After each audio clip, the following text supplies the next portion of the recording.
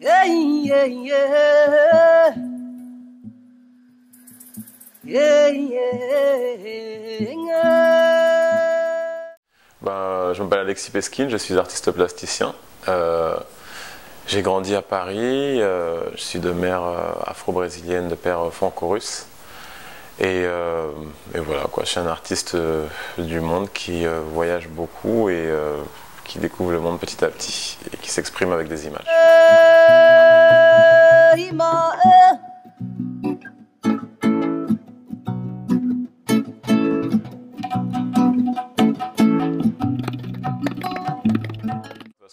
En fait, comme un écrivain ou comme un musicien, ce que je vais exprimer, le fruit de mon expression, est ce que je vois.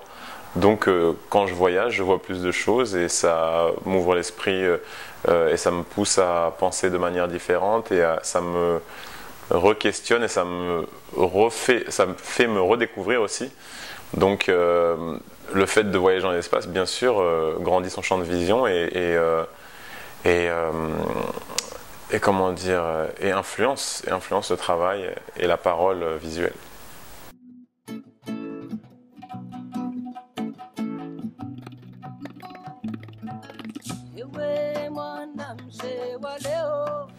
L'acupuncture, en fait, c'est une technique que j'ai développée il y a à peu près 10-11 ans maintenant.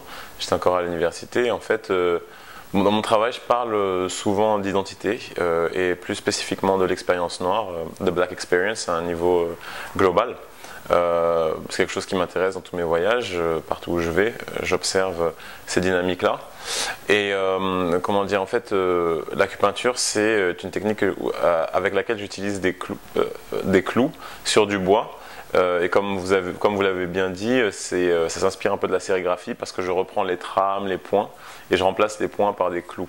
Le clou est un matériau intéressant parce que ça évoque beaucoup de choses. C'est un matériau brut, dur, qui peut faire mal, qui sert à construire des choses.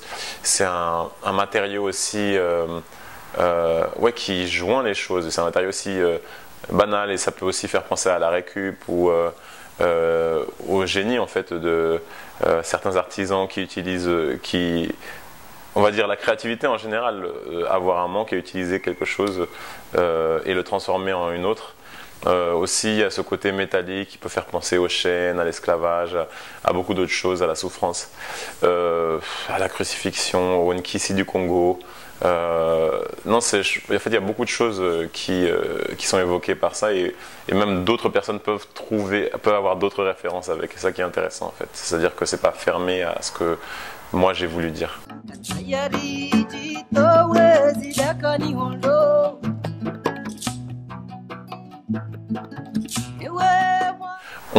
C'est comme la littérature, enfin on peut pas déposer une technique, on peut déposer une œuvre mais pas une technique en fait d'art. Après c'est comme quand on a un style et qu'on est connu pour ce style, c'est-à-dire que si quelqu'un s'inspire c'est bien, si quelqu'un copie, ça se voit quoi, et c'est moins intéressant, c'est moins original en fait, mais ouais, c'est ouvert, après tout peut être réutilisé, réinterprété, fait d'une différente manière. Voilà.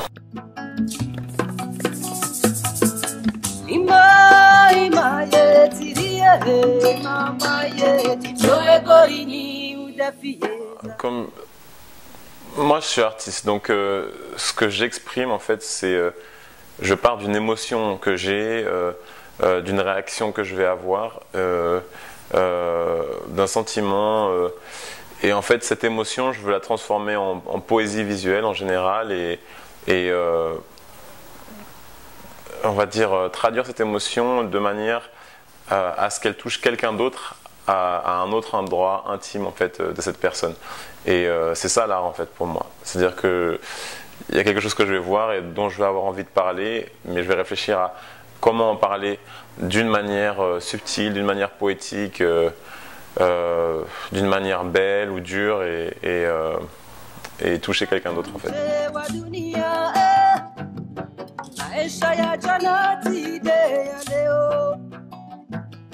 c'est une ancienne œuvre. Ça a plus d'avoir 12 ans. En fait, c'était par rapport au livre que j'avais lu de Tintin, mais beaucoup d'autres choses, en fait, beaucoup d'autres manuels, d'autres dessins animés qui en fait, qui représentaient des clichés un peu racistes si on lisait Tintin au Congo, et qui avaient en fait forgé beaucoup l'esprit de beaucoup de jeunes qui sont devenus vieux après, ou plus âgés. Et en fait, le titre Tintin et vos gosses avait un rapport avec l'éducation et à ce qu'on inculquait aux jeunes qui deviendront un jour vieux. Les clichés, les stéréotypes et le racisme par quelque chose qui est aussi innocent qu'un livre d'enfants, une bande dessinée, enfin d'enfants et de grands d'ailleurs. Et c'était un peu par rapport à ça.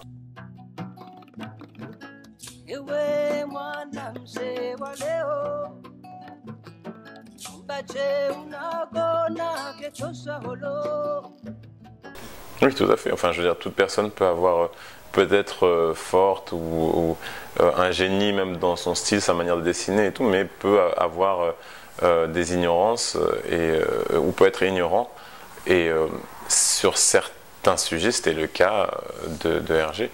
Et quand on voit certains de ses livres, après, toute personne est sujette à changer, bien sûr. Mais comme on parle de son œuvre et de ce qui est resté, on en parle.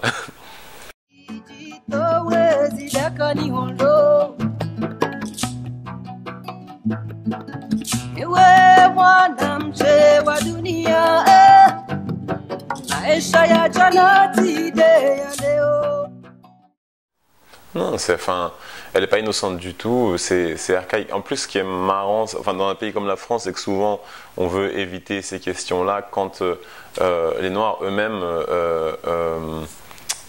les posent et veulent questionner certaines pratiques, certaines traditions. Et par contre, il y a toujours cette curiosité c'est que les gens n'étaient pas noirs avant, les gens étaient africains, étaient Peuls, étaient Wolof, étaient whatever, you know. Mais c'est-à-dire que on a été racisé pendant des siècles, et dès lors où il y a des structures discriminatoires et des dynamiques de pouvoir en fait qui ont été mises en place dans nos sociétés, mais qui sont là, qui sont présentes. On ne peut plus ignorer la race, même si c'est quelque chose qui est abstrait, qui n'existe pas biologiquement. Et on est obligé de poser ces questions, et surtout quand on voit, et il faut pas tomber dans ce piège parce que d'oublier ces dynamiques et de dire ah oui non ça n'existe plus, parce que il faut pouvoir se réapproprier ces dynamiques et on va dire remettre les balances égales en fait.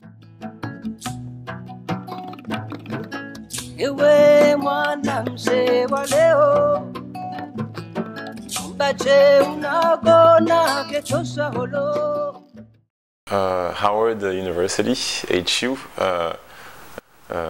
you know, j'ai fait mes études à Howard, et qui est une université noire, historiquement noire. Alors ça peut souvent choquer les francophones non américains quand on explique ça, mais en fait c'est que avant, comme en Afrique du Sud aussi d'ailleurs, les Noirs n'avaient pas le droit d'étudier, n'avaient pas accès à l'éducation. Donc il y a eu des universités, et il y avait aussi la ségrégation, et donc il y a des universités qui ont été créées pour que les Noirs puissent avoir accès à l'éducation et puissent apprendre des choses, aller à l'école.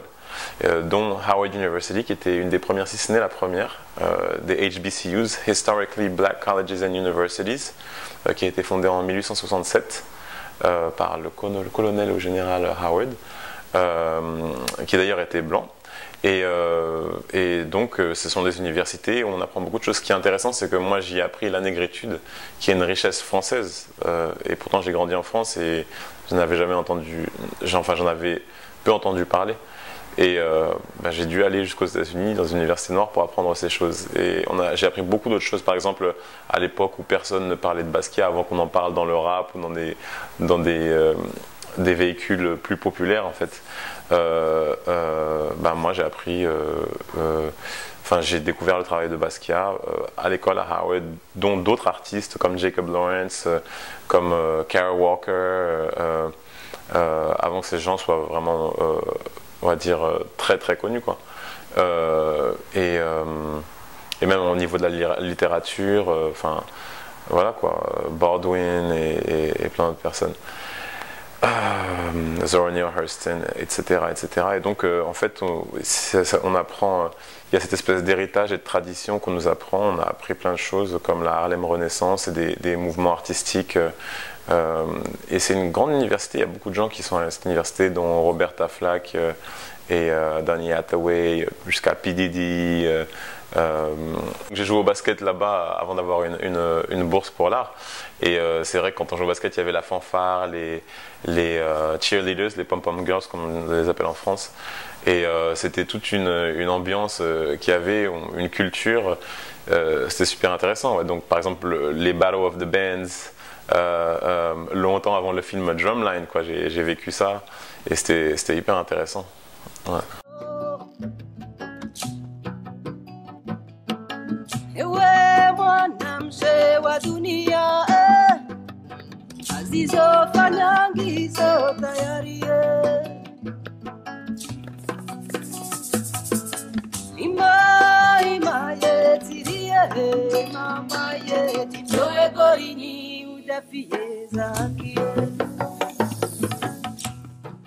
Je peux difficilement le dire parce que je ne suis pas à l'université, mais je pense que c'est très peu. Et une autre chose par rapport à ça, c'est que moi, après on n'a pas besoin d'avoir des artistes noirs pour avoir envie d'être artiste, puisque moi je l'étais quoi qu'il arrive. Mais c'est vrai qu'il y a cet aspect d'identification où on s'identifie en fait plus. C'est-à-dire que même moi, quand j'étais jeune, j'avais l'impression d'être un ovni. Je me disais, à un moment, tu te demandes même, est-ce que tu reproduis des clichés dans ta tête qui sont dus au manque qu'il y a. Tu te demandes, est-ce que les Noirs ne sont pas bons artistes? C'est comme quand tu vois peu de Noirs qui dans la natation ou en vélo, on se dit peut-être que les Noirs sont mauvais en vélo, quoi. Et après, on se sent un peu seul, tandis qu'après, quand on découvre toute cette tradition, et là on comprend, on dit ah oui, non, ça a été, c'est encore comme à tous les niveaux, il y a de la discrimination par rapport aux Noirs qui excellent ou enfin on va dire qu'ils ne sont pas beaucoup exposés. Là en fait tout d'un coup on peut s'identifier aussi et on s'intéresse à ces choses-là.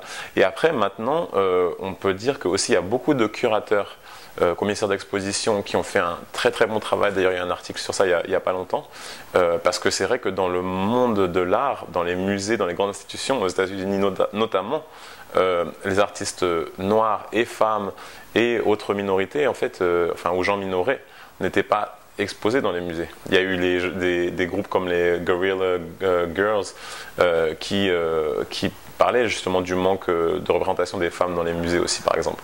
Et les Noirs, il y en avait très peu, et maintenant il y en a de plus en plus, mais c'est grâce au travail de beaucoup de gens comme Thelma Golden ou Franklin Sermons ou des gens comme Emmanuel Araújo, ça c'est aux États-Unis, mais il y a des gens comme Emmanuel Araújo au Brésil qui font un travail énorme pour briser ce plafond de verre et faire et introduire des artistes non blancs dans les musées et qui ont d'autres pas de discours mais d'autres sujets qui apportent d'autres thèmes et thématiques ou qui apportent les mêmes thématiques mais avec un autre point de vue. Ça c'est hyper important et c'est vrai que depuis quelques années on en voit de plus en plus et d'ailleurs ces artistes sont très prisés, les artistes africains sont très prisés. Il y a des gens comme Ella Natsui qui vendent des œuvres à des millions de dollars et dont on parle de plus en plus et on voit la dernière biennale de Venise, il n'y a jamais eu autant d'Africains et d'Afro-descendants dans cette biennale et donc on voit le progrès qui a été fait. Pas forcément et en France ça suit aussi, mais en France on est des suiveurs, on n'est pas super à fond je pense en termes d'art contemporain, je sais pas, d'autant il y a des expositions, des choses qui se passent, autant des fois il y a un manque et un manque de connaissances et d'enthousiasme. Mais là, en même temps, je viens de voir une exposition de Simon Djami, d'ailleurs un autre curateur qui aide beaucoup justement à faire connaître l'art africain contemporain, qui était à la Maison Rouge. Donc il y a quand même des expositions, des choses qui se passent et on en voit de plus en plus. Ouais.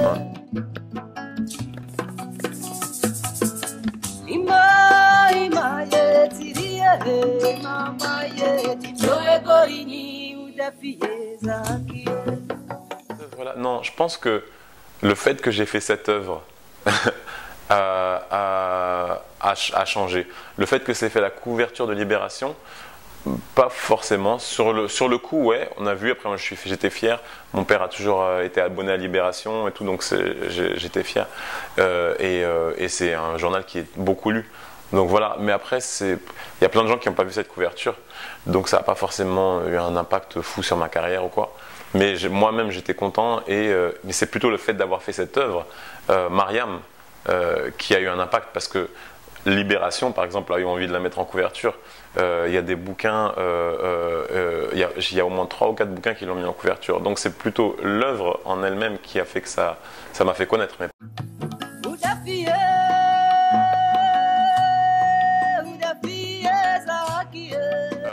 En fait, je suis allé aux États-Unis.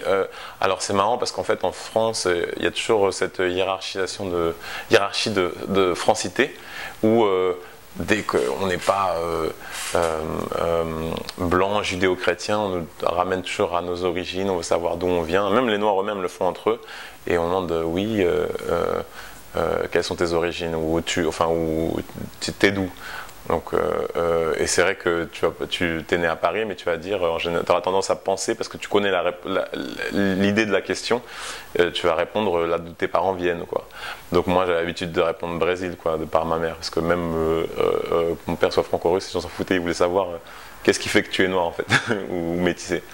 Et donc par rapport à ça, aux États-Unis, on m'a demandé ouais, t'es d'où? J'ai dit du Brésil. Et après, on m'a dit ah, t'as grandi dans quelle ville? Et je disais à Paris. Bah non, t'es de France. Et en fait, je me suis rendu compte, il y a beaucoup de gens à qui font ça, il y a plein de jeunes Français qui ont des parents sénégalais, congolais. Et on leur demande t'es d'où? Ils disent du Congo ou du Sénégal. Mais ils n'ont pas grandi au Sénégal ni au Congo. Et donc, c'est à cause de ils ne se sentent pas appartenir à la France, souvent. Et donc, en fait, pour moi, cette œuvre, c'était une déclaration, pas une déclaration, une affirmation de ma francité, dans le sens de la francité de beaucoup d'autres gens qui peuvent ressentir, peuvent avoir ce même sentiment.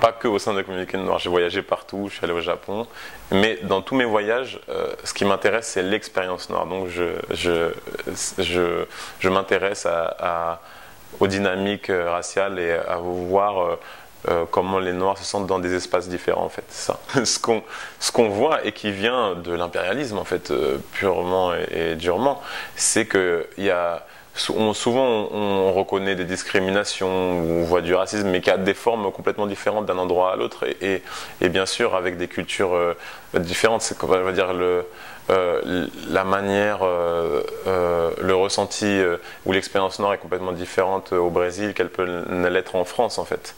Mais il y a toujours les mêmes choses, des discriminations, des clichés, des stéréotypes. Que d'autres peuples non noirs aussi peuvent subir.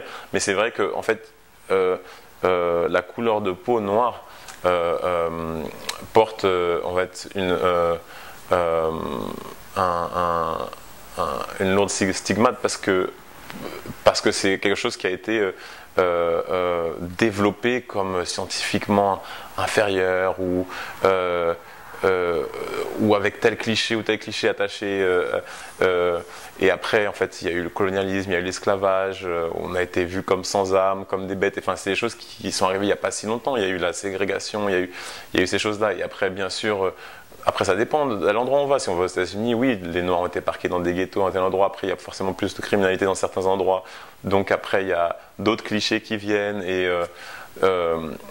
Et ce sont des questions qui sont quand même hyper intéressantes. C'est pas qu'on n'en parle pas, mais il y a quand même encore beaucoup de matière à étudier ces questions-là. Et pour répondre à votre question, l'expérience a des similitudes il vu la science qui a été développée sur ce qu'est qu'être noir. Mais il y a des particularités en fait qui sont dues au lieu et à l'histoire de ce lieu.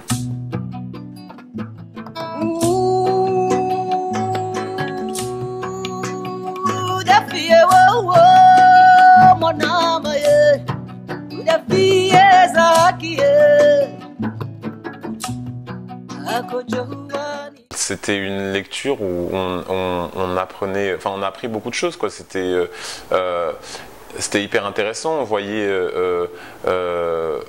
des courants intellectuels, on voyait des mouvements et aussi on voyait on découvrait l'histoire noire et l'histoire des Noirs comme quelque chose de très divers, très varié, qui était enfin, je me retrouve dans une classe avec plein de personnes différentes. J'ai une amie qui a dit quelque chose qui est vrai, c'est qu'on était à Harvard et tout d'un coup tu te retrouves où tu as en général, les Noirs sont vus comme un groupe, un bloc monolithique, mais en fait, tu te retrouvais avec des rockers, des skaters, des rappeurs, tout type de gens, des geeks, et plutôt des gens Wall Street businessmen dans leur attitude. Ou des artistes, ou tu avais tout type de personnes en fait. Et tu te retrouvais dans une université où il y avait 99,9% de gens à la peau brune, de noirs quoi. Mais en fait, tu te retrouvais avec des gens complètement différents les uns des autres. Et ce qui était super intéressant. Et contrairement à la manière dont on est souvent dépeint comme une seule pensée, une seule personne, un seul type d'attitude. Et en fait, on cultive aux États-Unis, les Noirs ont réussi à créer des réseaux où on cultive cette fierté en fait, de par l'historicité de tout en fait, d'être noir qu'on n'a pas forcément en France. C'est-à-dire qu'en France, il y a eu beaucoup de choses, il y a eu beaucoup de mouvements, il y a beaucoup de cultures très intéressantes, mais on ne laisse pas souvent place à cette fierté. C'est-à-dire que dès qu'on a envie de faire quelque chose ensemble ou de développer quelque chose, on traite de communautariste, de machin. C'est mal vu en fait. C'est quelque chose de mal vu. Tandis qu'en fait, aux États-Unis, ils ont ce rapport très simple aux questions raciales, aux questions identitaires liées à, la race n'existe pas, mais liées à la couleur de peau, liées à l'ethnicité, liées à la religion, ou à une expérience vécue par rapport à un groupe dans lequel la société est nommée. Et ils en parlent de manière complètement décomplexée.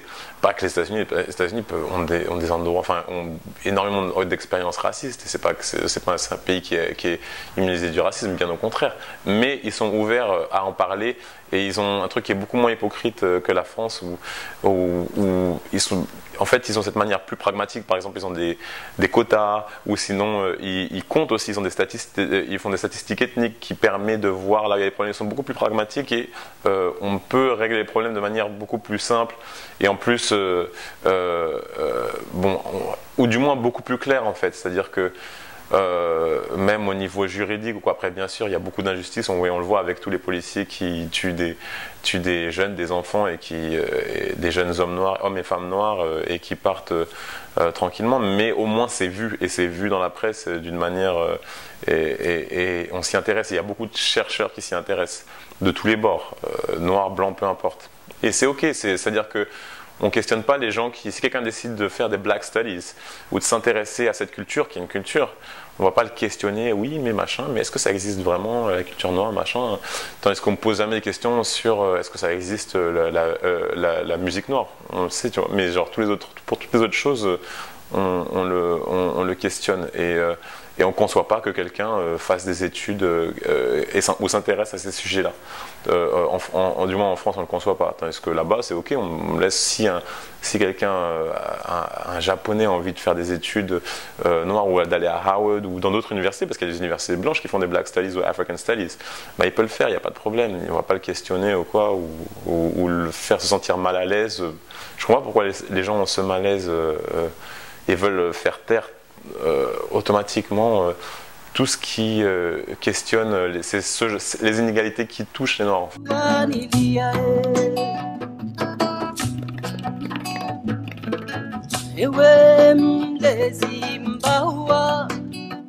Donc je disais qu'il y a certaines parties de... Donc cette œuvre s'appelle Tellement au-dessus de la France.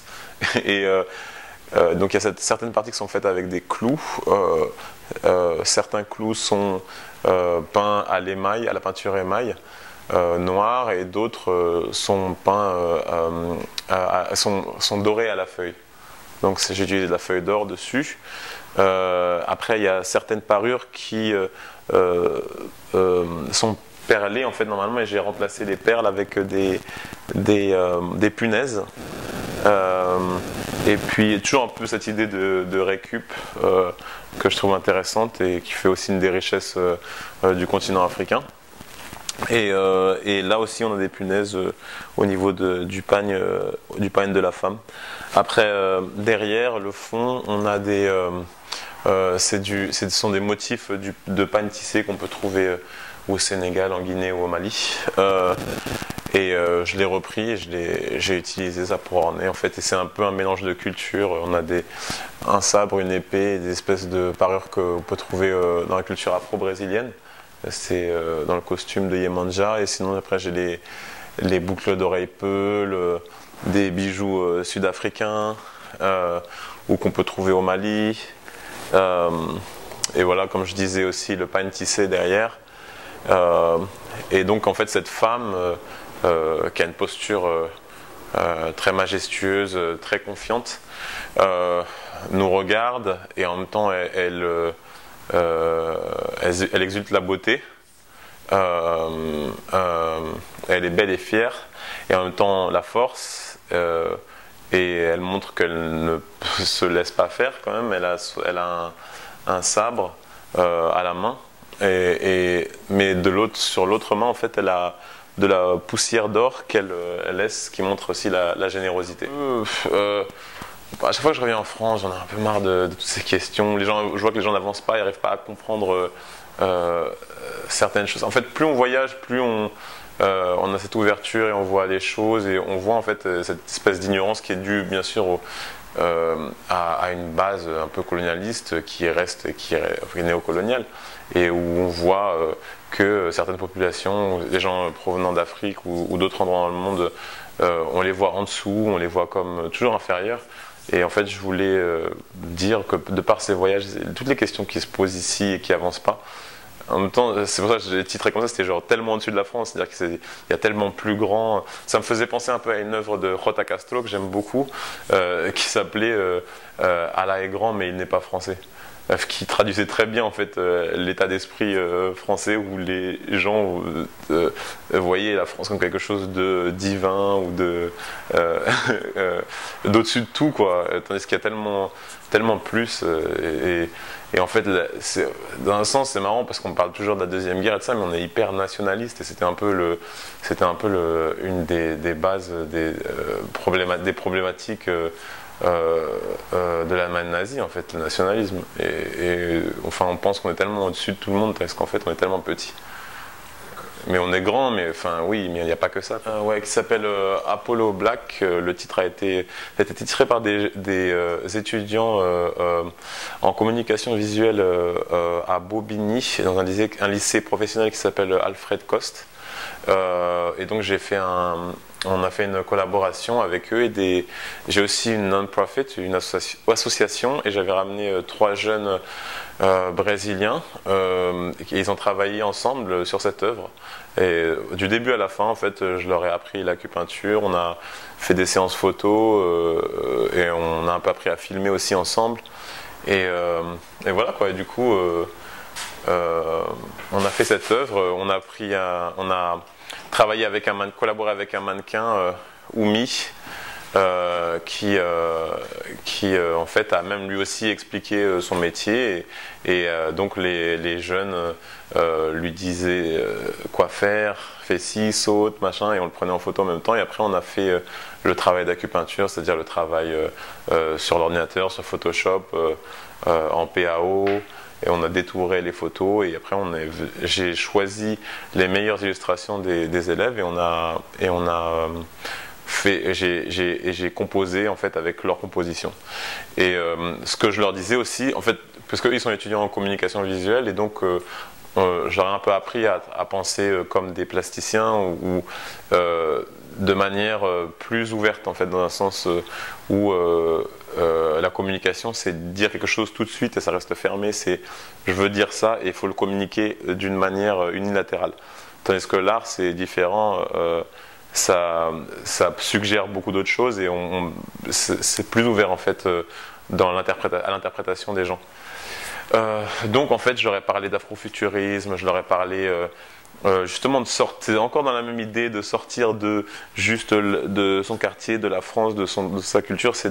L'idée, c'était de parler de la personne, de l'être humain, et aussi du noir, qui voyage et qui va à l'encontre d'autres cultures et qui se redécouvre contrasté avec d'autres cultures, qui découvre d'autres personnes. Il y a aussi le fait d'être timide, ou d'avoir peur, toute cette danse, en fait, c'est un sujet qui me tient à cœur et que je voulais qu'ils évoquent. Après, il y a certains éléments ça a été fait en collaboration avec Aude Duroux pour la marque Ombre Claire aussi, qui est la fille de Marc Duroux, qui est un grand photographe de désert, qui a travaillé avec les Touaregs du Niger depuis qu'elle est toute petite, en fait. Et là, elle a fait une marque où elle travaille avec eux, et elle fait des designs un peu plus modernes, et elle les envoie et ils font ça. Et donc du coup, ce que j'ai demandé aux étudiants était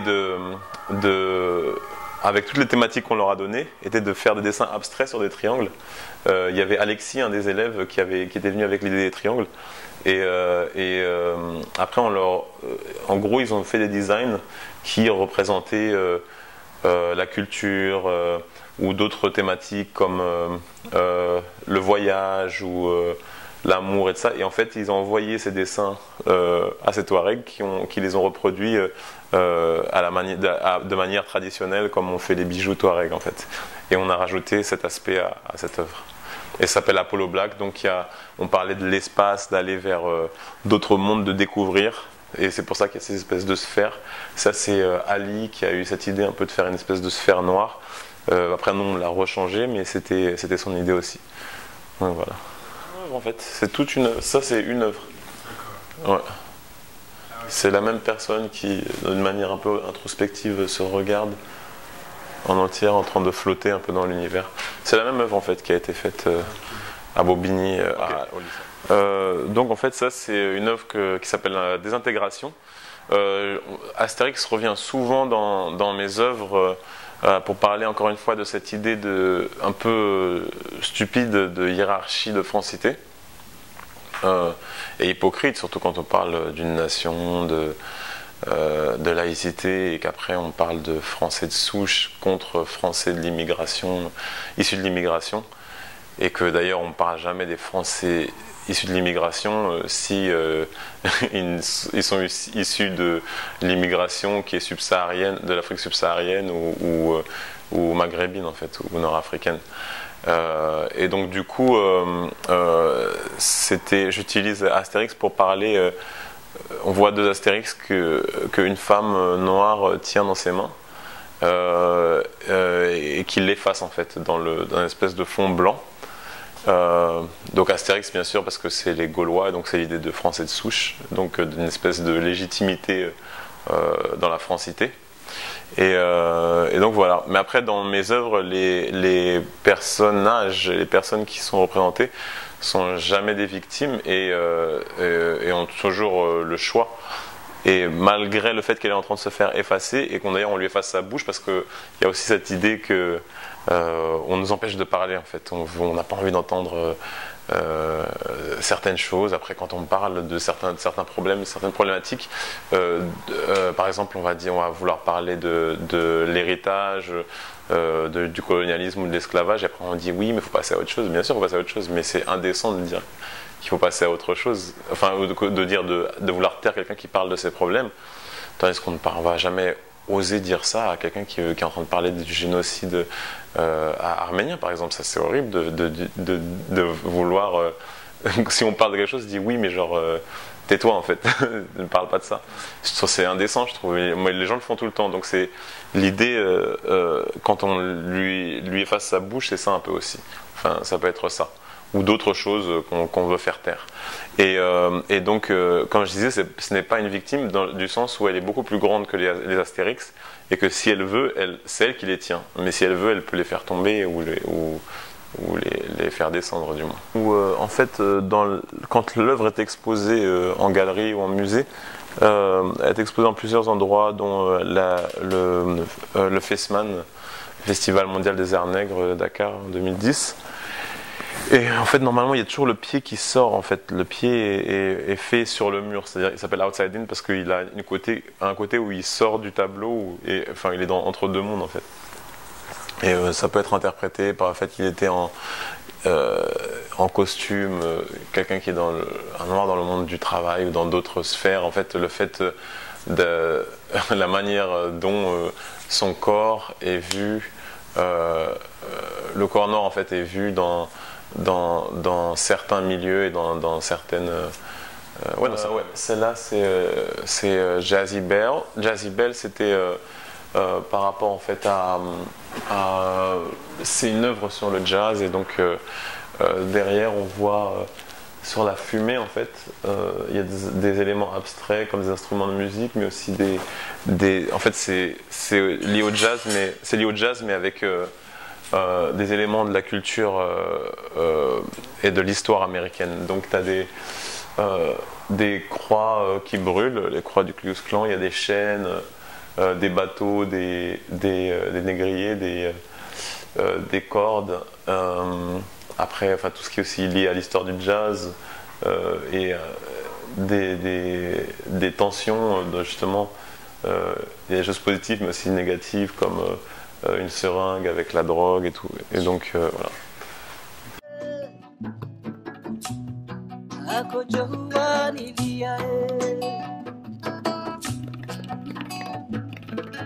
Ewe mlezi mbawa Mbache unagona ketosha holo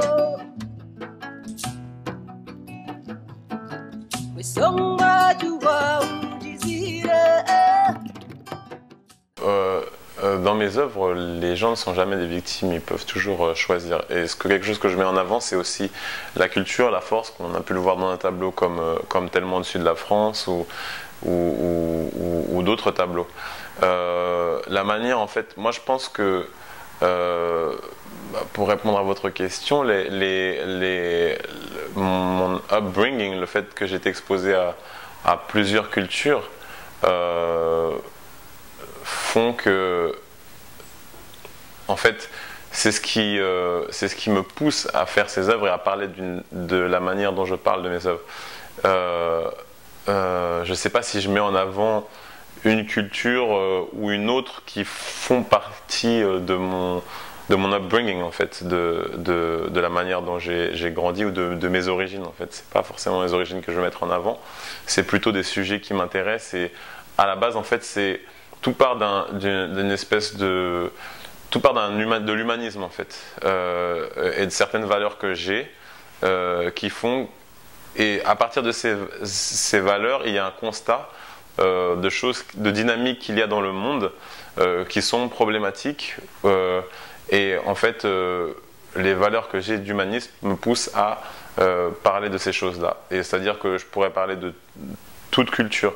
Mais moi, ce qui m'intéresse dans mon travail, c'est le corps noir, en fait. Moi, je sais pas, j'essaie de me réconcilier avec un côté ou un autre.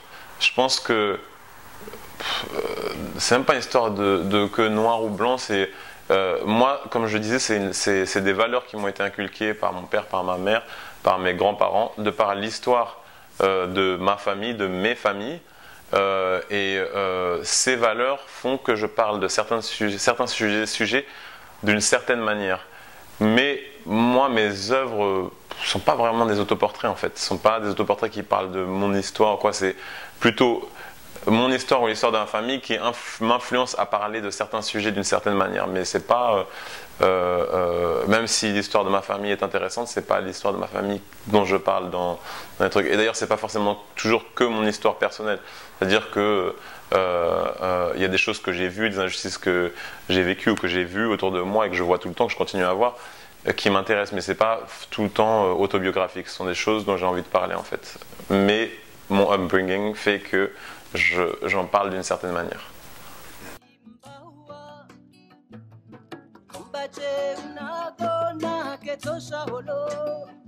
Alexis Peskin Art Project, c'est une association qui a vu le jour en 2013 et en fait l'idée c'est d'initier des jeunes qui sont intéressés à l'art, plus souvent de quartiers populaires ou du moins des jeunes qui n'ont pas forcément accès à l'art et les initier à l'art. Après c'est leur faire visiter des ateliers d'artistes, leur aider à comprendre comment on peut s'exprimer à travers les arts visuels. Je leur montre beaucoup d'artistes et beaucoup de choses qu'ils peuvent faire. Après aussi, si je peux, si j'en ai les moyens, en trouvant des fonds ou quoi, les faire voyager et créer des échanges avec d'autres jeunes. Ça aussi, c'est un peu une des bases quand je peux le faire. Mais vraiment, c'est de les ouvrir à l'art et de les initier à l'art, de leur faire comprendre que c'est quelque chose qu'on peut prendre très sérieusement parce que les jeunes que je choisis sont des jeunes qui sont déjà intéressés en fait. Sauf que ils ne savent pas forcément qu'est-ce qu'ils peuvent faire. Il y a beaucoup de choses qu'on peut leur apporter, que moi, certains de mes mentors m'ont apporté et que j'ai envie de transmettre dans un sens.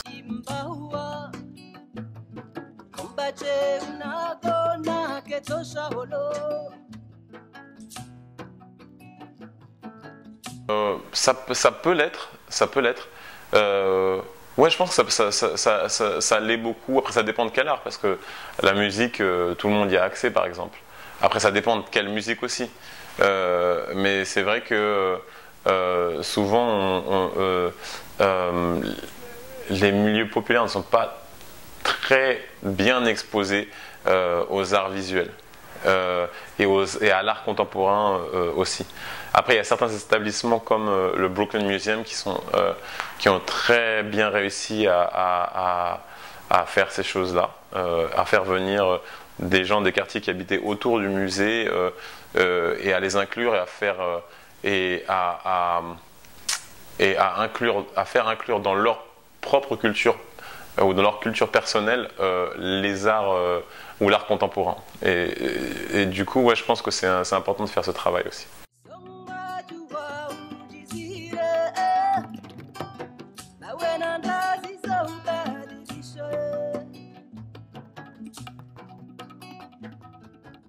Je pense que comment le mettre en place, ça se fait déjà.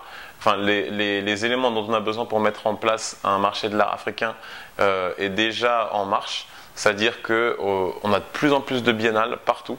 C'est-à-dire que, il y a les biennales jusqu'au Bénin, à Dakar. Là, il va y avoir la biennale de Dakar, là d'ailleurs. Il y a la biennale de Bamako de photographie. Il y a la biennale à Addis Abeba. Il y a Addis Photo Fest. Enfin, c'est une biennale parce que c'est tous les 2 ans. Il y a des expositions un peu partout en Afrique du Sud. Il y a beaucoup d'expos, beaucoup de musées. Il y a des galeries. En fait, il faut qu'il y ait plus de galeries. Il faut qu'il y ait des collectionneurs, des gens qui s'intéressent à l'art. Et il y en a un peu partout. En Afrique. Il y en a moins, mais c'est sûr qu'après, après, c'est des trucs, il faut initier les gens. Des fois, c'est un déclic. C'est-à-dire que je pense que les galeristes, c'est un travail qu'ils font parce que c'est bénéfique pour eux. Mais en même temps, ils font un travail pédagogique aussi et qui développe l'art. Dans le sens où, s'il y a plus de gens qui achètent des œuvres, il y a plus de mécènes et l'art vit plus. dans un sens, enfin du moins il est plus exposé, il y a plus de moyens.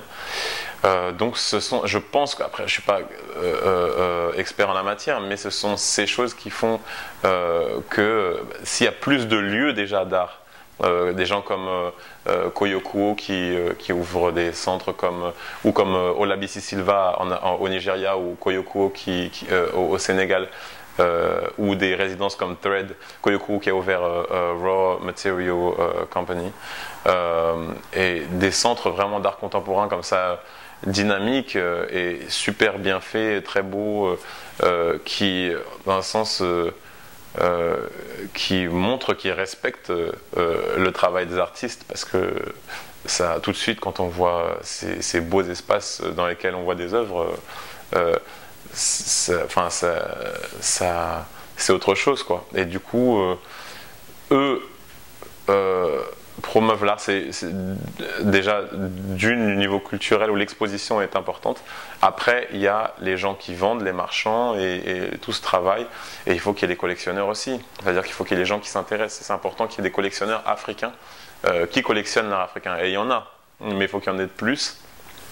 Et pour qu'il y en ait plus, il faut qu'ils continuent à avoir des centres culturels, des galeries, et qu'ils comprennent aussi que c'est en fait le plaisir, c'est un plaisir qui peut s'apprendre ou qu'on peut avoir naturellement, mais c'est comme quelqu'un qui va acheter un sac ou qui a l'amour des sacs à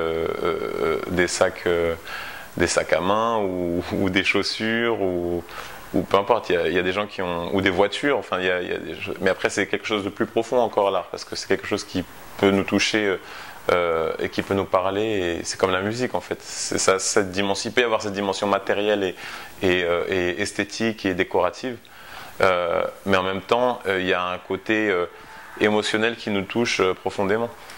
Et après en plus derrière il y a aussi il peut y avoir l'aspect pécunier et l'aspect de la collection et de la valeur des œuvres. Après ça c'est un peu moins joli, mais c'est aussi un aspect qui existe.